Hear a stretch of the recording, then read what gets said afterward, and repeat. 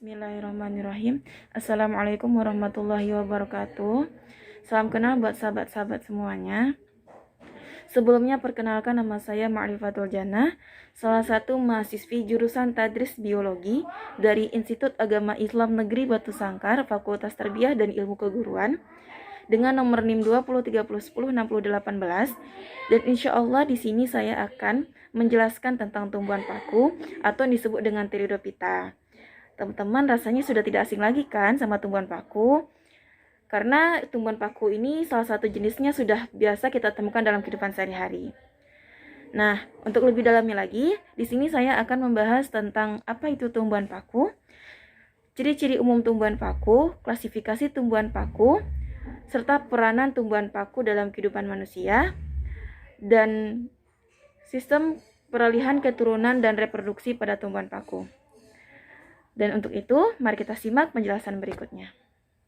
Pembahasan pertama, kita akan membahas tentang apa itu tumbuhan paku. Nah, tumbuhan paku di sini itu memiliki nama Latin Pteridophyta. Berasal dari bahasa Yunani, pteron yang artinya bulu dan phyton yang artinya tumbuhan. Tumbuhan paku itu termasuk kelompok Plantae yang pada tubuhnya sudah terbentuk kormus. Sudah terbentuk kormus di sini, tumbuhan paku itu sudah memiliki akar, batang, dan daun sejati. Tumbuhan paku itu memiliki daun yang mana susunannya berbentuk bulu atau menyirip. Tumbuhan paku disebut dengan Cormophyta berspora. Mengapa demikian? Karena tumbuhan paku sudah memiliki spora untuk berproduksi. Tumbuhan paku juga disebut dengan tumbuhan vaskuler atau Tracheophyta karena tumbuhan paku sudah memiliki pembuluh angkut, xilem, dan floem. Tumbuhan paku juga dikenal dengan istilah tumbuhan pakis. Tumbuhan pakis ini itu sudah biasa kita temukan dalam kehidupan sehari-hari. Lanjut kepada pembahasan yang kedua, yaitu ciri-ciri umum tumbuhan paku. Tumbuhan paku itu bersifat fotoautotrof atau dapat memasak makanan sendiri dengan berfotosintesis. Tumbuhan paku itu dapat hidup di berbagai habitat, seperti di tempat yang lembab, hygrofit, air, hidrofit, dan dapat menempel di tumbuh-tumbuhan lain seperti kulit pohon atau epifet, di permukaan batu, dan di tanah. Tumbuhan paku ini tumbuh subur biasanya di hutan hujan tropis. Tumbuhan paku itu termasuk kepada tumbuhan tingkat tinggi. Tumbuhan paku itu memiliki ukuran yang bervariasi. Ada yang mencapai beberapa sentimeter dan ada yang mencapai hingga 5 meter. Tumbuhan paku itu mengalami pergantian bentuk yang disebut dengan gametofit dan sporofit. Kita lanjut kepada pembahasan yang ketiga, yaitu tentang sistem reproduksi metagenesis tumbuhan paku. Nah, reproduksi tumbuhan paku ini dapat secara aseksual atau vegetatif, secara seksual atau generatif. Reproduksi tumbuhan paku itu dapat secara seksual atau vegetatif dengan stolon yang menghasilkan gema atau tunas. Gema adalah anak pada tulang daun atau kaki daun yang mengandung spora. Reproduksi secara seksual atau generatif itu melalui pembentukan sel kelamin jantan dan betina oleh alat-alat kelamin atau yang disebut dengan gametogonium. Gametogonium jantan yang disebut dengan antheridium itu menghasilkan spermatozoid dan gametogonium betina menghasilkan sel telur atau ovum. Seperti halnya tumbuhan lumut, tumbuhan paku itu mengalami metagenesis atau pergiliran keturunan. Nah,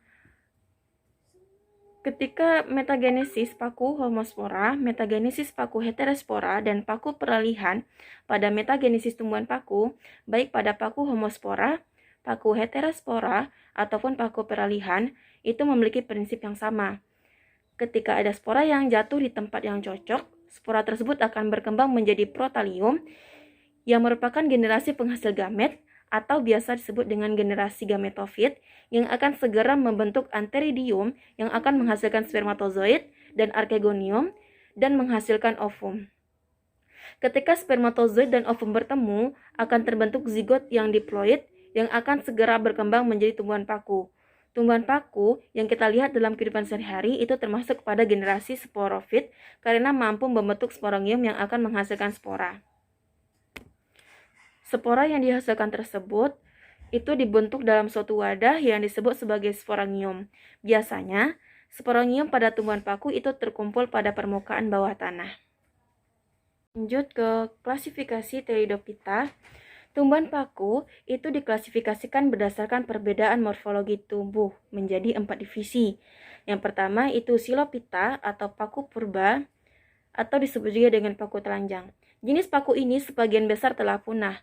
Tumbuhan ini belum berdaun dan berakar, berbatang, telah mempunyai berkas pengangkut, bercabang-cabang, menggarpu dengan sporangium pada ujung cabang-cabangnya.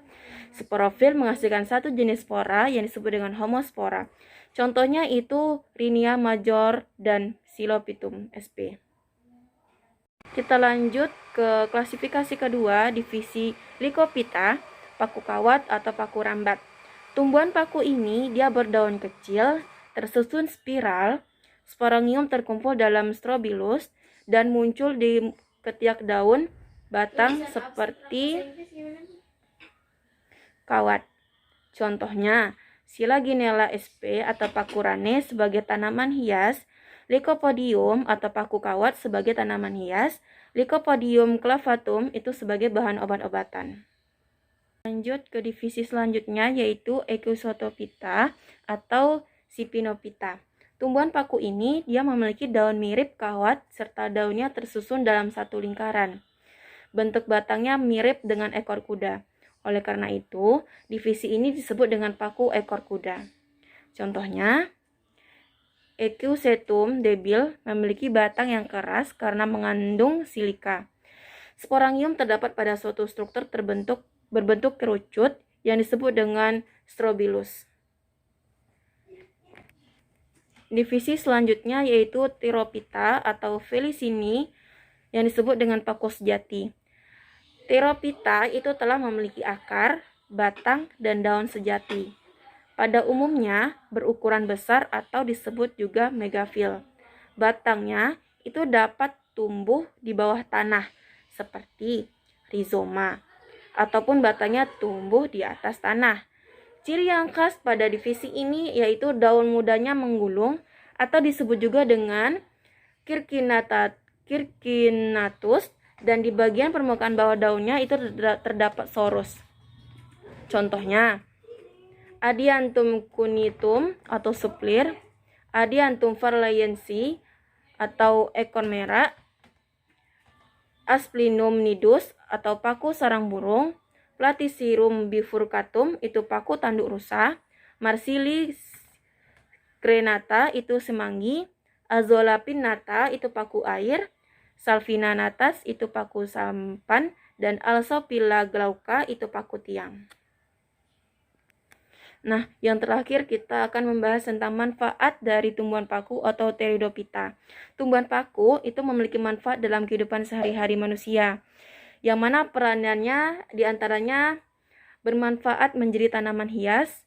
Contohnya Adiantum cunitum, Alsopila glauca, Adiantum flayens atau Platycerium bifurcatum, Asplinum nidus, dan Selaginella wildenowi. Untuk sayuran, contohnya Marsilia kernata, pupuk hijau, contohnya Salvina natans, dan juga sebagai obat-obatan yang contohnya Lycopodium clavatum. Juga bermanfaat pada bahan bangunan seperti Alsopila glauca. Juga bisa dijadikan sebagai alat penggosok atau pembersih, contohnya Equisetum debil. Baiklah, hanya itu yang dapat saya jelaskan. Semoga bermanfaat kepada teman-teman semuanya. Saya mohon undur diri.